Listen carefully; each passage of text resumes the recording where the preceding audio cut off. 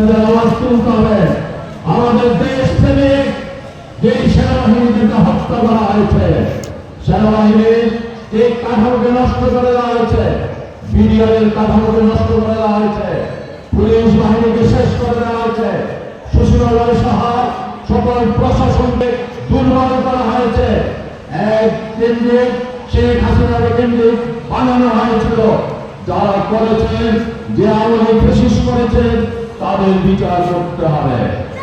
আজকে বঙ্গভবন থেকে শেখ মুজিবের ছবি ফেলে দিলে তাদের পরিচয় কষ্ট লাগে।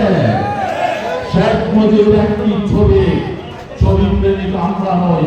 ছবিকে আমরা সম্মান করতেও জানি না, লাঞ্ছিত করতেও জানি না, কিন্তু এই ছবি বাংলাদেশের আকামের প্রতি যত শোষণ হয়েছে এই ছবি দেখিয়ে হয়েছে, যত অত্যাচার হয়েছে মুজিবের ছবি দেখিয়ে হয়েছে, যত লুণ্ঠন করা হয়েছে মুক্তিযুদ্ধের চেতনার নামে হয়েছে। আমরা মুক্তিযুদ্ধ করেছি। এই দেশের আওয়াল বৃত্ত, সর্বস্তরের ছাত্র জনতা, ব্যবসায়ী, চাকরিজীবী, অ্যাডভোকেট, উকিল, ব্যারিস্টার, মজদুর সবাই মিলে এই দেশের স্বাধীনতা সংগ্রাম অর্জন করেছে। স্বাধীনতার কারো একক দলের এজেন্সি দেওয়া হয় না।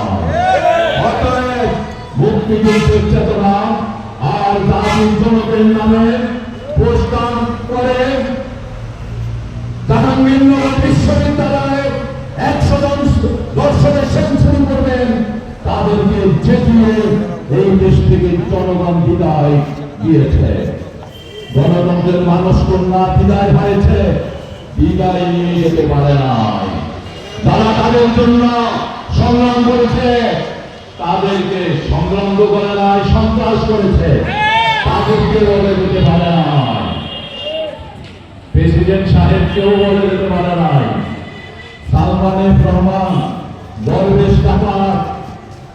ডাকাত বলে কি হলো, তিনি তো আমাকে বলে গেলেন না কিছুই।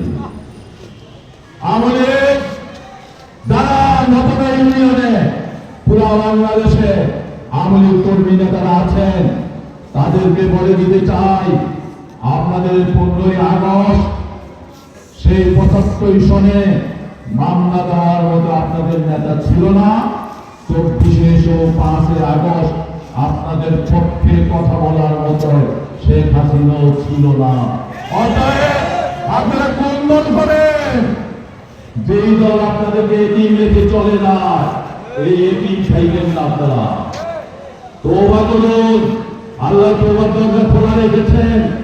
যত খারাপ কাজ করেছেন তওবা করুন। মানুষের হক নষ্ট করে থাকলে, রাষ্ট্রের হক নষ্ট করে থাকলে তা বুঝিয়ে দিন। তওবা করুন, ইসলামের দরজা খোলা আছে, তওবা করে আসুন।